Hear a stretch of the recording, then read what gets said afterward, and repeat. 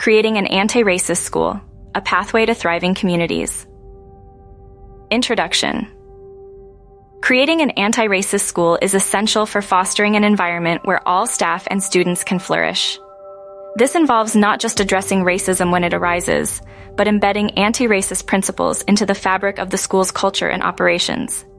Research shows that schools that adopt comprehensive anti-racist policies see improved academic performance, better mental health outcomes, and a more inclusive atmosphere.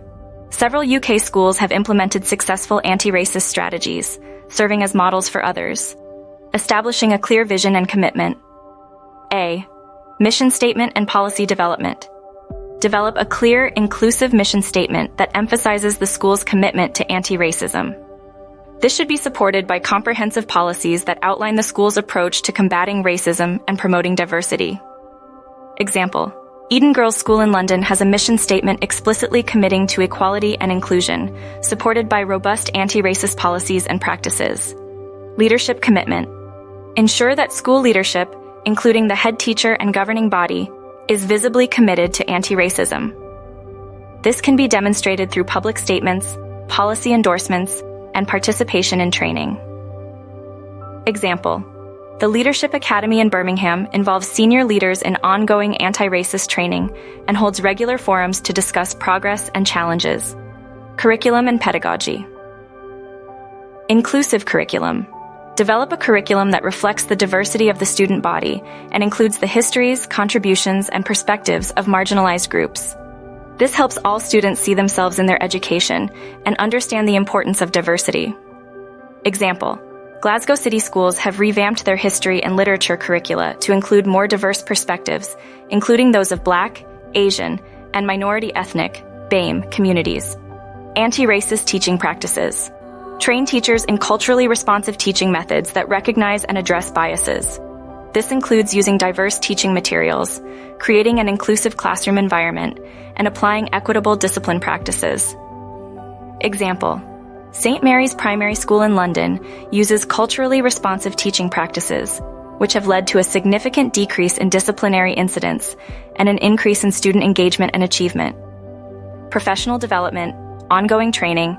Implement mandatory ongoing professional development for all staff on anti-racist practices, unconscious bias, and cultural competency.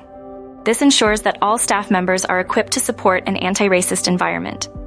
Example: Redbridge Community School in Southampton offers regular workshops and training sessions on anti-racism and unconscious bias, contributing to a more inclusive school culture. B. Reflective practice. Encourage staff to engage in reflective practice to examine their own biases and behaviors. This can be facilitated through peer discussions, coaching, and mentoring programs.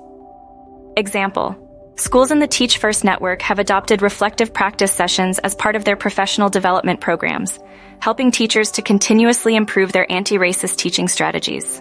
Student and community engagement. Student voice. Empower students by creating platforms for them to share their experiences and contribute to the development of anti-racist policies and practices. This can include student councils, focus groups, and surveys. Example: Mulberry School for Girls in Tower Hamlets has established a student-led diversity council that works with school leadership to address issues of racism and promote inclusivity. Parental and community involvement. Engage parents and the wider community in the school's anti-racist efforts. This can be achieved through workshops, community events, and regular communication about the school's initiatives and progress. Example: Harris Academy in Peckham actively involves parents through regular meetings and workshops on diversity and inclusion, fostering a strong partnership between the school and the community. Support systems counseling and support services. Provide access to counseling and support services for students and staff affected by racism. This helps create a safe and supportive environment where everyone feels valued and understood.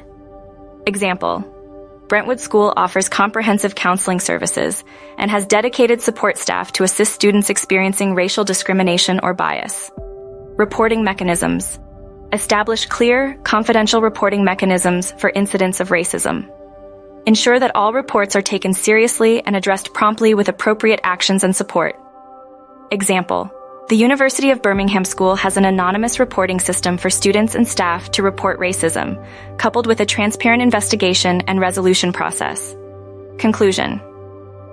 Creating an anti-racist school requires a holistic approach that integrates policy, curriculum, professional development, and community engagement.